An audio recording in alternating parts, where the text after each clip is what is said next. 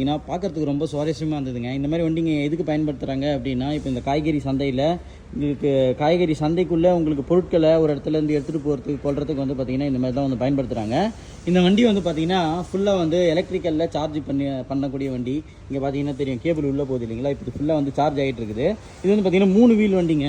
இங்கே பார்த்தீங்கன்னா உங்களுக்கு தெரியும், கீழே இந்த பக்கம் ஒரு வீலு, அந்த பக்கம் பார்த்தீங்கன்னா 2 வீல் இருக்கும்.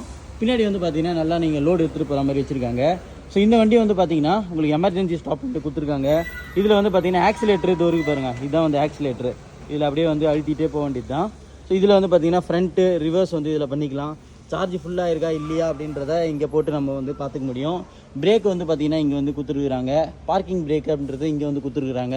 அப்படியே நின்றுக்கிட்டே வந்து பார்த்திங்கன்னா உங்களுக்கு பொருட்களை மூவ் பண்ணுறதுக்கு இந்த மாதிரியான பேலட்டுங்களை வந்து இதில் அப்படியே எடுத்து வச்சுக்கிட்டு வண்டியிலேருந்து அப்படியே மூவ் பண்ணுறதுக்கு பார்த்திங்கன்னா ரொம்ப ரொம்ப வசதியாக நான் பார்த்த வண்டிங்களில் பார்க்கறதுக்கு ரொம்ப சுவாரஸ்யமாக இருந்தது இது ஜப்பானில்.